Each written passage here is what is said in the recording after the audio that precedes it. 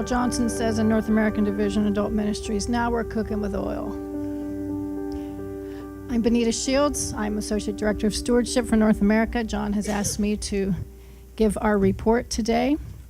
And you'll notice just this background, just to let you know, each year when we meet with our administration, we create a book called Roadmap. And so this is part of our roadmap for 2018. And hope it will be beneficial for you all. It's a little awkward here. Here we go. Oh, sorry about that. Hold on.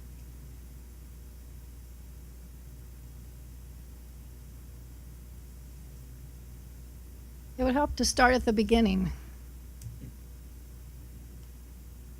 Okay, North American Division, just to give you a few statistics, is the population of United States is 323.1 million, Canada 36.29, Guam 162,000 plus, and Bermuda 65,331. These are the territories that are part of the North American Division. And within those territories now, I want to share with you some statistics as far as Adventist membership. United States, 1.2 million. Canada, 70,000 plus. Guam, 5,600 plus. Bermuda, 4,000 plus. Just to give you an idea, you see in parentheses the percentage of the population, which is Adventist. So you see in North America, we have a mission to accomplish, a mission to accomplish. And so in Stewardship Ministries, this is our mission statement: to equip leaders, to inspire members, to consistently fund the message of hope and wholeness in the North American Division. And so I want to unpack this a little bit. To equip leaders, part of what I'll share with you today that we're doing in Stewardship Ministries is creating resources, having events and training to equip our leaders, but not only to equip them with the knowledge of stewardship, but also, you see the next part, to inspire members. Because, you know, just knowledge alone, information, as you know, doesn't transform hearts. We want to have that inspiration lead to activation, which leads to transformation. So we want this to make a difference, to impact the people in North America. And then also consistently fund the message of hope and wholeness. You know, I don't have to repeat this. I think I'm preaching to the choir, as we've heard the last couple of days. This idea of consistent, systematic giving, not just on a whim, but because we are so grateful to what the Lord has done for us. And I so appreciated Dr. Rodriguez's presentation this morning as far as the foundation of everything we do has to be the cross of Christ and our gratitude for that. So this is the mission that we feel we are called to accomplish in North America. So what are some of the goals that we have? First, of course, there are two of us in our department, and I would like to say we are very grateful to the General Conference for their foresight and generosity in supplying the funds for an additional person in North American Division Stewardship Ministries. John has been working at this solo from 2010 till I came on board 2016, and he was doing incredible work. And I'm happy to be here and just be able to support that too, because even with two of us, how do you do that? But that's where the stewardship certification program comes into play. Because currently we do have a certification program on our website, which is nadstewardship.org. However, it's needing to be updated and revised. And so also we need to multiply ourselves in the field. So I just want to show you, I know you can't read this, but you get the big picture view. In this, let me just say, we have aligned our framework. This is the curriculum framework that we are creating for this revised new curriculum for stewardship. And North American Division Ministerial Department, they have developed core qualities for pastors. And there are 5 levels to that in ministerial. So what John and I did is we presented them with objectives for those 5 different levels for their core qualities for pastors. But what we did also, we thought, we need to align ourselves with this. We need to have the left hand knowing what the right hand is doing. So these 5 levels represent our revised certification program we are beginning to develop, and they align with those 5 levels of core qualities. Now it's interesting, if you'll notice, on this first level, we have undergrad. I say you notice, you can't see it. Let me read it for you. First level is undergrad, second level is MDiv, third level is commissioned ordained, fourth level is seasoned professional, and fifth level is expert in field. And so what we are seeking to do is we are creating these courses, but they will align with their core qualities. So, for example, the undergrad level, we can communicate with the colleges and universities and say, hey, this is what ministerial department is deeming necessary for undergrad theology students to know. How can we work with you to make sure there is stewardship training at this level? And the same with seminary, etc. So we're quite excited about this because this gives us a framework with which to work with our institutions, our entities, to get this training out. Because, I am just amazed that we have such an expectation in the field for pastors and leaders. Yet, especially with the pastors, we have no training, intentional training in our schools, our colleges, universities, and seminary. There is some, I know at the seminary, Steve Nash, he's the business manager at Andrews University. He teaches a class in the spring for stewardship principles, financial management, but it's not required. So he has just a handful of people. So anyway, this is going to help us on many fronts, but we just wanted to share with you what that looks like, and we will be developing this in the next, it's a multi-year project where we're working on this. Another goal we have is to create a strong social media presence.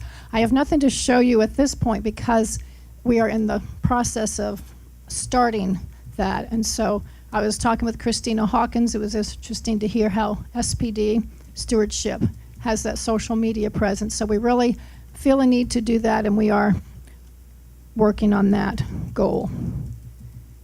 Another goal, we have actually produced a TV program. John has spearheaded this project, overseeing this, and actually he has worked and produced, he has a team that he has worked with to produce the first season of what we call Stupid Money. And so I have a 1-minute trailer I would like to share with you. Actually, I have this picture first. This is on day 5, the crew working on this TV program. As you see, it takes a lot of people to do this. A lot of young adults have been involved in this project too.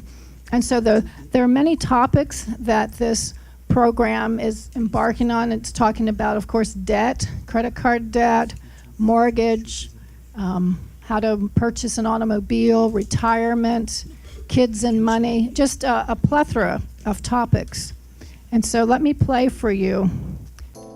Welcome to Stupid Money. Not that money is stupid. Most of us would love to have more of it. But sometimes we do make stupid decisions with it.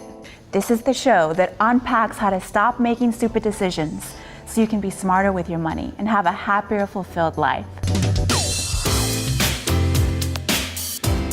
All these possessions and all this stuff is where we find our identity. As quick as the money comes in, it goes right back out again. Loan debt, we had about $70,000 worth of student loan debt. What do you waste time on? I like smoking a lot of weed. Well, time's money, isn't it? So, yeah. So because I'm not doing anything productive, yes, it costs me money.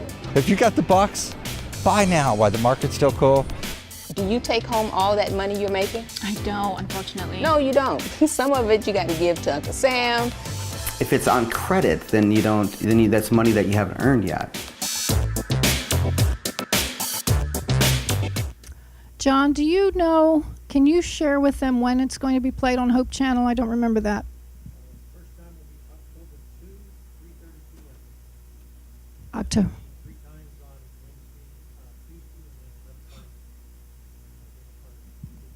So it starts on October 2. Okay. And as you can see, John's out there on the street, so there's just some real, hitting the pavement kind of work on this. We've had some events take place. First, the Adventist Ministries Convention, which took place in Tucson, Arizona in January.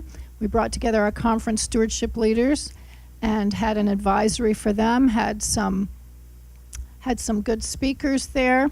We brought in 2 gentlemen, one from Saddleback Church and one from another church in Phoenix, Chris Gouliard and Dave Briggs, that had some really good information. If you want to go to our website to check out their presentations, they talked about the theology of money and also about how to start a stewardship program in your church. So again, if you go to nadstewardship.org, you'll see those presentations. But there was also something else interesting that went on during that time, and that is we were just very excited that there was an emphasis on stewardship. And so what any North American Division Administration did was they asked that there were several women who were part of a project we're working on, I'll tell you in a moment, that they asked them to be the devotional speakers for each morning during the large devotional time for the group. And these speakers were all women, part of a project that we are working on called Insufficient. Now you're probably wondering about that unique name. Insufficient is the group of pastors came up with that name because it's a double sword. Many times we live insufficient lives. We don't depend on Christ. We don't believe he can take care of us or provide for us. But we can also live insufficiency. So it's a play on words. But there are 5 women preachers in this project, and what we've done, actually 3 of them spoke at the convention, and the 5 women preach 15 sermons, and we are going to create a DVD with those sermons on it, but also the Hope Channel will be airing them. But let me show a trailer for that, and then I'll give you the Hope Channel. Welcome to Insufficient, where you will hear unique presentations on the topic of stewardship.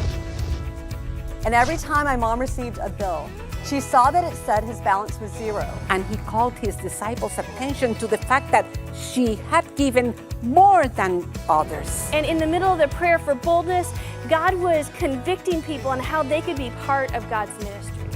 If God honored this pattern for Elijah, and he honored it for the widow, he will also honor it just for you. While the foundation of stewardship is that our stuff is not our own, keep in mind that it's not because we have a selfish God who hasn't learned to share. Today, I challenge you to choose not only mercy, but grace. Notice I say return, not pay. Many people use the term pay. We don't pay him anything. We return what is rightfully his. Bring all your tithes into the storehouses, and then God says, if you do, I will throw open the storehouses of heaven. Love finds expression in giving. I know in my journey of stewardship, John, I've never known him to fail one yet. I couldn't agree more. So we're very excited about this coming to completion. We have it, and here is the schedule if you would like to take a picture of that slide. What will happen is each week starting October 1, a different sermon will be played during that week at those different times, and then of course the next week the second sermon.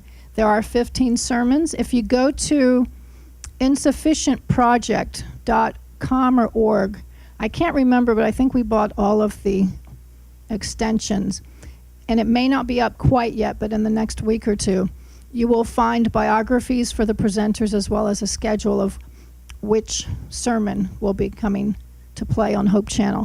Now, we've made an agreement with Hope Channel that we will not place the sermons on our website until after they have been aired on Hope Channel. So the week after they are aired, you'll be able to access them on our website along with the manuscript of the sermon a one-page worksheet and the PowerPoint, because we want this to be a resource for you. Also, an event we had this year in February was Southwestern Union Stewardship Summit. We had about 70 people there, and what we did, if you remember the framework that I showed you with our certification program, what we did in a long weekend was we presented the courses for the first 2 levels of that program. So after that long weekend, they were able to get a certificate saying, I have completed levels 1 and 2. So that does 2 things. Number one, for some people who are not pastors or stewardship leaders who may just want a basic understanding of stewardship, they can learn from this program but not feel like they have to do all 5 levels. But also for those who want to do all 5 levels, if they come to a live event like this and do the first 2, then they complete the last 3 online. So we're just trying to find ways to get out there and be able to do some teaching and do it in creative ways. Resources. John talked to you about the Adult Bible Study Guide. And you probably know this, but I want to say this from an editorial perspective. That is a Herculean task to write that guide. And so I want to encourage all of us to take this opportunity to utilize this guide, because, as he said too, you know, we don't know when we'll see another Bible study guide on stewardship. And so we're trying to do as many different media sources as we can with this. We're creating some videos to go along with it. With the companion book, I have someone writing worksheets, so the companion book can be used as a Wednesday evening prayer meeting, a small group resource, just whatever we can to give the shelf life of this resource as long of a shelf life as possible. Movie, The Mysterious Note. You know, I think we've touched on this, and I appreciated Elder Biagi's presentation the first day. But you know, our children, stewardship is learned when we're young. And to be able to help our children learn the blessedness of faithful stewardship when they're young is powerful. And as you know, children I say as you know, you may not know, but just to let you know, George Barna is a U.S. researcher. And he has showed that between the ages of 8 and 13 is that window where most people accept Christ. Most people, not that the Holy Spirit doesn't work in adults, but 32% of people accept Christ in that window. And so along with accepting Christ, how can we help our children to learn what it means to be a faithful steward, to steward not only our possessions, but to steward the grace of Christ? And so this movie is a movie around stewardship theme and principles. John has been working on this project with Rich Aguilera from in the Andrews area. And it's just, I have a trailer to share with you, a short trailer. But we're really excited about this. And so here goes.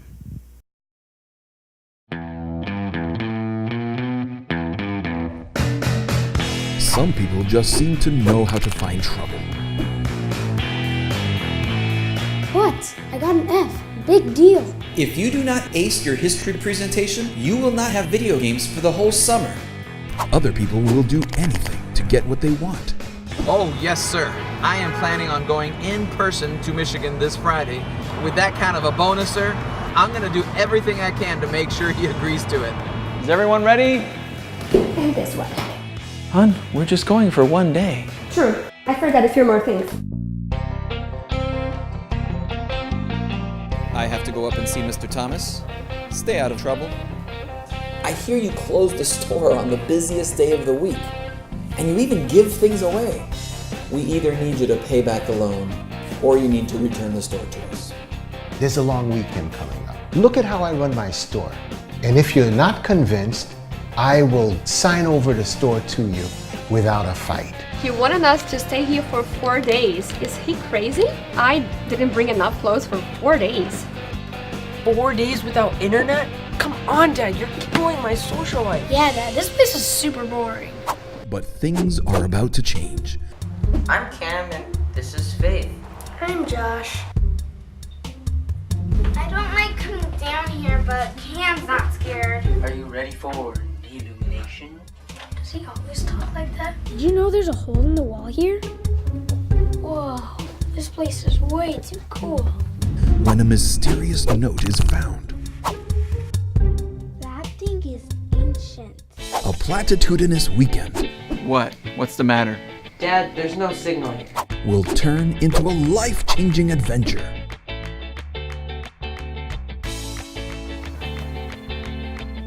You have to turn on the Wi-Fi? I got one bar. That's so cute. And the discovery of what it means to be a good steward.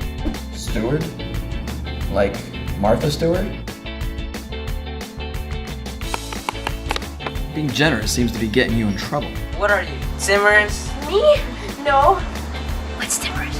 Guys, what's this?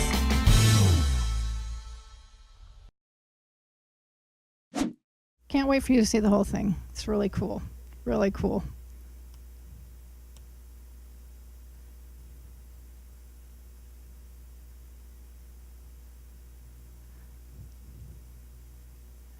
Okay, another resource we have is Smoky Mountain Rescue. See, we've had Stewardship Jack resources, which we're still encouraging and still utilizing. John's wife, Jan, just wrote book, is it 5 or 6? Book 6. Oh, 5? Okay, she just wrote book 5 of Stewardship Jack, but that's for ages 3 to 8. Now, the Mysterious Note, of course, is for a little older audience. The book that they just wrote with stories called Smoky Mountain Rescue is for the same, it's what, Pathfinder Junior age, just like the movie. But what I asked John to do is to read part of the first chapter, because I've read this manuscript and it's really, really cool. You're going to love it. It just grabs you the first chapter and takes you all the way through. And so I'm going to have him read this. We have a book for you, but it's up at the NAD building, so we will probably have that for you tomorrow. So yes, so you'll have some good reading. And don't just save it for the kids. I mean, I have one on my bedside. So anyway, here you go. Let's hear John read. A large black dog with floppy ears and a long feathery tail limped along beside the busy highway that led to the Smoky Mountains. On one side, cars were speeding.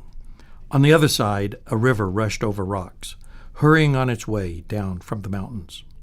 The dog stopped and looked around. There wasn't much choice for him but to keep going. His eyes, usually warm and sparkling, were dull and tired. He sniffed the air, trying to recapture the scent of his master. The last time he had seen her, she was lying very still and quiet. 2 men had placed her in one of those white trucks with lights and a loud siren. Then the truck raced away and left him there. He was the fastest runner in the neighborhood, but running as hard as he could, he was not able to catch up to it. Now he could no longer even pick up her scent. He had been running and then walking for a long time in the hot and humid air. He drank water from the river but had no food.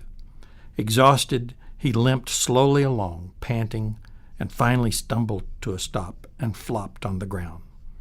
Not knowing what to do next, he decided to rest. But not for long. He must keep searching. Can you wait to hear the rest of the story? Anyway, we're going to have John do the reading for each chapter, like authors do for books, which will be cool. So we'll have that on our website when the time comes when we finish them all. But we'll have that book for you tomorrow. Is there anything you wanted to add about that, John, about the book? I'll give you the freedom to do so. And turn it into an ebook for your... If somebody wanted to translate that into a different language, I'll give you the freedom to do so, because the North American Division Stewardship Department owns the copyrights to it. And it's 90% true. I'm not going to tell you which 10% isn't true, but it is so realistic that one of the editors thought it was a real true story, and everything was happening to me and everything. But I'm involved throughout, but anyway, we'll just let that go for that. It's been a lot of fun writing that book. But those stories are based on his family. I mean, anyway, I can't tell you too much. You just have to read the book, then you can ask us. Am I finished with my time? Because I lost track of time. Is it time? Do you need more time? Well, I was going to say, if I'm finished, then I'll take 30 seconds, but if I have some time, I'll take like 2 or 3 minutes. Okay, Okay, let me just tell you then, I won't go through these different steps, but the North American Division Administration has developed stewardship as one of its initiatives. They really feel strongly that needs to be in the forefront. And so John and I are working on an initiative proposal, working with them, giving them feedback and ideas on what we think should be involved in that. And so I won't go over them. I'm just going to say stewardship is life management, television program, video projects, summits. Anyway, these are some of the things, partnerships that are going to be part of that initiative. So I won't go into those. I'll just give you the big picture. So we are very thankful that our administration sees the need to highlight stewardship, and we're going to do what we can to help them in that. Did you want to say something? I'll let Marco speak first. I would like to commend what both of you are doing. It's amazing. I sometimes wonder if you sleep during the night, because I believe that John suffers of insomnia, because there is a lot of materials both of you are producing, and God is blessing you, and the willingness to share with the world is so amazing. So we would like to thank you. Well, thank you. We are privileged. And one material I believe is lacking here in your presentation. It's very good. What you produced about offerings in the website. The offering videos. Thank you for sharing. If you go to nadstewardship.org, we have a list of offerings. The series title is called Where Your Offering Goes. Yeah.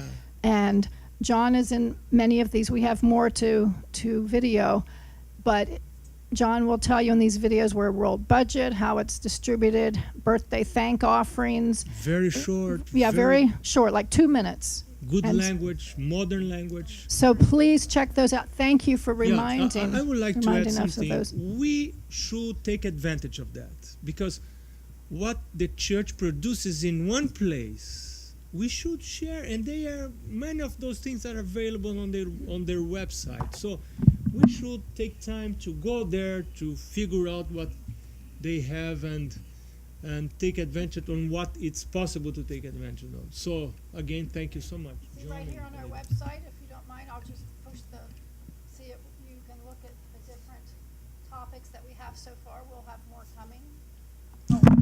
Yeah, I just wanted to ask. I saw some 2 minutes testimony video on when people are lifting tithe and offering. I've seen it, I think, 2 different places. I don't know whether you are the one producing it, because I'm very much interested in those videos. They are powerful. We used to have videos that correlated, well, I guess we still do. Let me rephrase that. We used to produce videos to go along with each of our offering appeals each week. We did not do those last year because we're just reevaluating if that's the best use of our money for those particular items, but they're on our website in our archive library. So you can go to where it says offering materials. Let me just, right there, offertory materials. If you click there on our website, you'll see our archive library. But on our home page is where we've listed those particular videos talking about where the offerings go. So you can take the pull-down menu and choose which topic, and they're just the local church. The local church? Okay.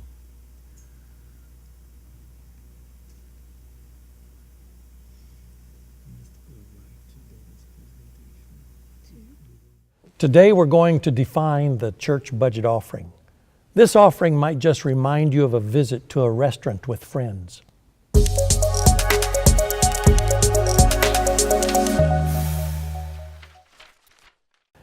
So you're at a nice restaurant with good food and wonderful friends. Then the bill comes. That moment right there where you're looking at the bill, that's like the church budget offering. You see, there's a bill that comes after you worship at church. In fact, there's a lot of them. The church gets bills for heat, water, air conditioning, internet, music, paper plates, plastic forks, guide magazine, quarterlies, insurance, school subsidies, cleaning supplies, Pathfinder supplies, piano tuning, sound equipment, lawn care, trash removal, snow removal, pest removal, stamps, toner for the copy machine, and perhaps a church secretary to ask if you can use the copy machine. All these expenses are paid through the church budget offering. Like any offering, it is voluntary. So it's a little like when the restaurant bill comes to your table. You don't have to pick it up or offer to pitch in. It is completely up to you. But like a good time with friends at a restaurant, you want to do your part.